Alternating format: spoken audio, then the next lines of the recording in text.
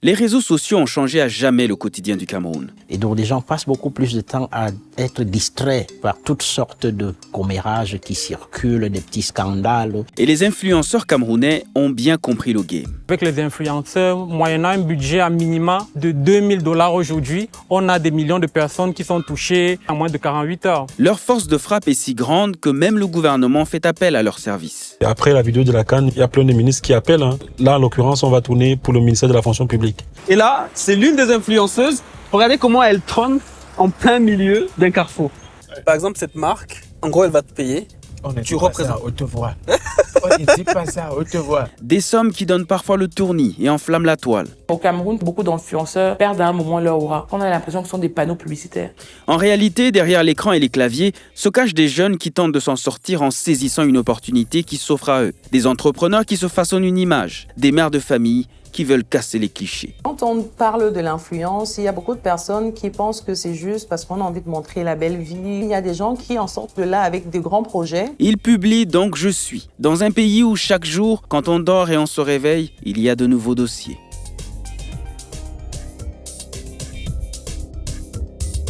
Direction Bastos, un quartier branché de Yaoundé. J'ai rendez-vous avec des jeunes pour qui les réseaux sociaux n'ont aucun secret. Salut Rémi. Je veux savoir qui les influence et pourquoi. Nathalie Kwa, qui a su se relever d'un bad buzz et qui a su tirer profit de cette situation. C'est Steve. C'est un barbier. On l'appelle Warren Barber. Déjà Samuel. En réalité, voilà quelqu'un qui a pu influencer vraiment tout un pays. Ici, il faut mériter son titre d'influenceur parce que la popularité seule ne suffit pas. Au Cameroun, on voit que c'est vraiment un métier. Derrière chaque personne, se nomme un influenceur, une influenceuse. Il y a un travail de fond, il y a une grosse équipe aussi derrière. Bon, ça prend vraiment de l'ampleur. Il y a peut-être 2 ou 3 qui peuvent se lever, tu dis ok, je soutiens, je dis ça. Et tout le monde suit. Et tout le monde suit. Avec près de 8 millions de personnes connectées et malgré un faible taux d'accès à Internet, les réseaux sociaux ont ouvert de nouvelles opportunités pour des jeunes qui se cherchent. Je suis déjà tout d'abord fier de la tournure que prend les choses au Cameroun. Il y a 10 ans, je ne pouvais même pas prononcer le terme influenceur. Myriam, est-ce qu'il y a un budget? Moi, j'ai un budget de 10 000 que je mets pour connexion illimitée. Les jeunes normaux au Cameroun, ils dépensent en moyenne 100 mégas par jour. À peine 100 francs, un truc comme ça. Pour vous montrer à quel point ces gens sont importants ici, dans ce pays, je vais vous montrer cette affiche. Regardez comment elle est grande. Et là, c'est l'une des influenceuses. Regardez comment elle trône en plein milieu d'un carrefour. Coco Emilia, aussi connu sous le nom de Biscuit de mer. Avec Shedju Kamdem, spécialiste des réseaux sociaux et auteur du livre How to Get Away with Bad Buzz, on a choisi quelques profils. Nathalie Kwa, auteur et entrepreneur. Muriel Blanche, comédienne, mais également chanteuse. Ulrich Takam, humoriste, qui a récemment atteint la barre du 1 million d'abonnés sur Facebook. Et on termine avec Steve, vlogueur et entrepreneur. C'est quoi un influenceur? Moi, j'aime plus créateur de contenu parce qu'on est tous d'abord créateurs de contenu à la base, sur Internet. Maintenant, il y a ceux qui vont aller un peu plus loin, mais vraiment bâtir une communauté sur laquelle ils vont exercer une certaine opinion, une influence, et qui va se traduire par des changements de comportement des membres de cette communauté. Comment ils arrivent à monétiser et à transformer ces millions d'abonnés en millions de francs CFA, par exemple? Il y a 2 façons de gagner un peu de l'argent, on va dire. Soit ce sont les marques qui vous payent directement, en fonction d'un barème que nous aurons établi, soit ce sont les réseaux sociaux eux-mêmes qui vous payent. Mais attention, il faut vraiment faire des gros chiffres, des 100 000 vues, voire des millions de vues. Steve Fa s'est fait connaître sur la toile grâce à sa capsule 3 minutes du peuple. Oh, attends. Recommençons à zéro. Dubaï est gâté. La mère, qu'est-ce qui se passe? Oh, tout d'abord. Waouh, laisse les gros mots. Qu'est-ce qui se passe? Aujourd'hui, il en a fait un métier à temps plein. Il emploie des dizaines d'autres jeunes et a même lancé une web TV, Tara Plus. On peut créer les contenus juste pour faire joli et être star, mais on n'est pas influenceur. Donc quelque part aussi, je pense que les influenceurs devaient travailler sur leur crédibilité. Steve fait une différence très claire entre le créateur de contenu et l'influenceur. Entre la création de contenu et l'influenceur, justement, c'est l'argent. Ça, il faut déjà le dire. Les créateurs de contenu devraient apprendre à savoir placer le produit pour être sûr qu'il va vendre le meilleur produit aux gens. Influenceur, youtubeur, vlogueur, des mots qui n'existaient même pas il y a 15 ans. Et s'ils prospèrent autant au Cameroun, c'est pour une raison bien précise. La télé en Afrique ne s'est pas encore réinventée. Donc du coup, tous les jeunes sont sur leur smartphone. Et c'est là-bas qu'il faut aller chercher les consommateurs. Steve, c'est l'exemple typique d'une jeunesse sans emploi qui s'en est créé un là où il n'y en avait pas assez pour elle. Je suis parti de zéro. Arrêtez de faire croire aux jeunes que pour être quelqu'un dans la vie, il faut tremper les mains. Moi, j'ai trempé les mains, mais c'était pour manger le tarot. Pour comprendre pourquoi des annonceurs en arrivent à préférer une vidéo sur Insta plutôt qu'une pub à la télé, il faut prêter attention au contenu que proposent les influenceurs. Dans la plupart des cas, ce qu'on observe, c'est que ça se fait avec une relative aisance. Une structure sollicite un influenceur muni de son smartphone et de quelques accessoires. Il vous produit une capsule sur les réseaux sociaux portée organique et avec l'effet de viralité, on a des millions de personnes qui sont touchées en moins de 48 heures. Et c'est plus palpable. On peut voir les vues, on peut voir l'impact, on peut voir l'interaction.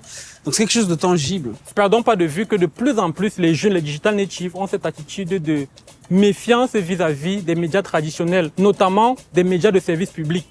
Et ça aussi, les influenceurs l'ont compris. Yo, Ulrich. Hey, Rémi, tu vas bien? Ça va. Là, je suis là comme ça, là, pardon. Tu vas seulement me suivre. C'est vrai qu'on avait rendez-vous. On avait rendez-vous. Laisse seulement. Pardon, viens, on part. Je vais t'expliquer en route. Bon, allons-y. Ulrich Takam est lui aussi parti de zéro. Aujourd'hui, il a un agenda tellement chargé que pour le rencontrer, il faut saisir la première occasion qui se présente. Je suis ambassadeur d'une marque, donc il y a une sorte de reportage qui est en train de se faire sur moi, sur le parcours. Donc si je comprends bien, par exemple cette marque, en gros elle va te payer, tu représentes. On te voit. On ne dit pas ça, on te voit. C'est vrai, oui, ils vont me payer. Donc il va petit. Oui, on ne dit pas ça, on te voit. Pourtant, c'est dans sa chambre d'étudiant que tout a commencé. C'est ici que l'un de mes plus gros projets a démarré. C'est ici qu'on m'a connu, pas au Cameroun seulement, mais sur l'ensemble de la sous-région. Même la diaspora me connaît aujourd'hui. Et c'est comme ça que tout le monde a su que la chose ne peut se justifier. Oh, je transpire beaucoup quand il dort. On parvient à vivre de cela, pas seulement moi, mais d'autres personnes tout autour, et c'est sympa. Il est devenu populaire parce qu'il tourne dans des lieux populaires et c'est comme ça qu'il se fait, il se taille son image et une image qu'il va ensuite rentabiliser.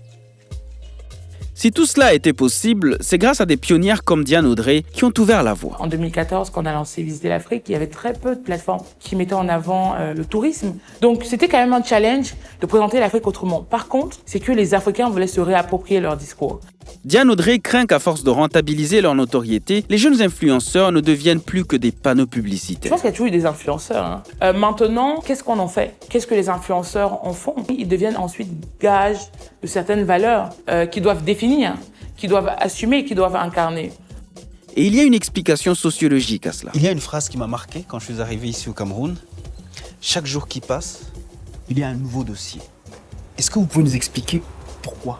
Sur les réseaux sociaux, chaque jour où on se lève, on veut être informé de la nouvelle affaire. Tout le monde, notamment la jeune génération, se lève en likant, en commentant, en partageant.